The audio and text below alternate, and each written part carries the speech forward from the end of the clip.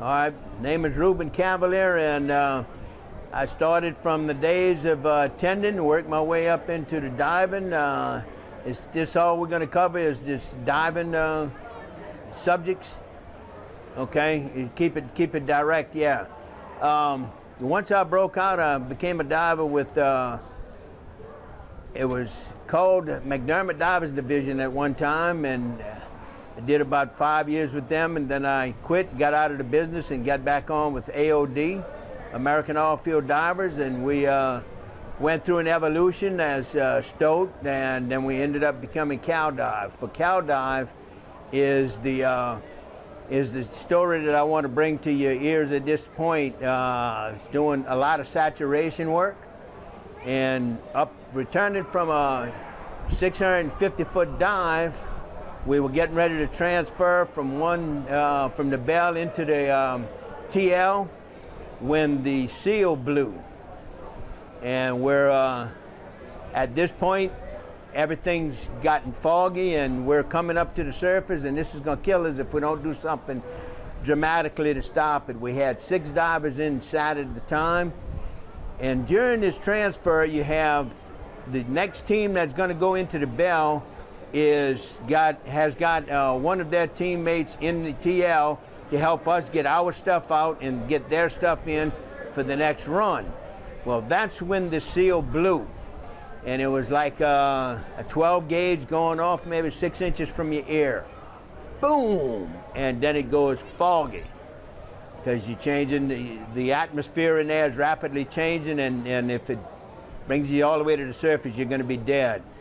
Well, in that instant, everybody was awoke, and it demands immediate attention. We're talking about within 5 seconds, if something doesn't happen, we're dead.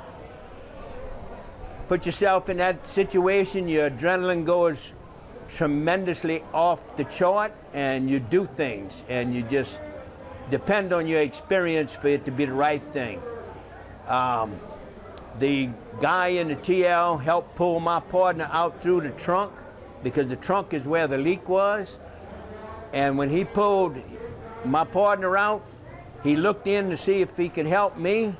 And at this point, it's a decision. Either him or all of us. Well, the hatch was closed. I was isolated in the bell solo, still leaking, and my adrenaline was kicked in. I lifted a 550-pound hatch, pulled the pin, and closed it. And it went from chaotic madness with tremendous sounds to as quiet as a Catholic church on a Monday morning. And that's when I sat back and said, God, what just happened? And that's when we realized that we had blown the seal. But not only did we realize we had blown the seal, but realizing that we're still alive. So my reaction was get in touch with topside, our bell panel control supervisor, and find out how much depth that we hit lows. And he responded by telling me we had lost at least 70 feet. Well, a 70-foot excursion in that rapid a time, it definitely has the potential to leave you with some dramatic decompression illness. We were the lucky ones. Not one person got hurt in that incident. So it's a dangerous business, but it's a business that's exhilarating and thrilling. And that's one thing I can do is stand here today and say that I've had many experiences, none quite as dramatic as what I've just described, but it was a career that fed an appetite in me that kept me in a love for the business I was in. And I can stand today and say I appreciated God, because I was in a business that I loved so much. I didn't get paid to work. I got paid to play, because it was that much fun, that much enjoyment. And the brotherhood, bonding with fellow divers is tremendous. I put it in the level of firemen and cops that put their life on the line every day when they go to work. Similar bond between the diving industry. My advice for the young people coming into the industry is learn the physics of what it's doing to your body, what's the potential injuries caused by decompression illnesses, and especially your central nervous system hits.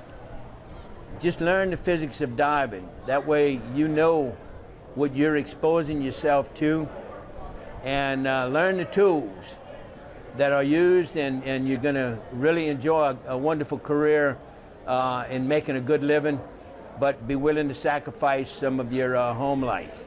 Okay, again, Reubin Cavalier, and I finished my career with Cal Dive International.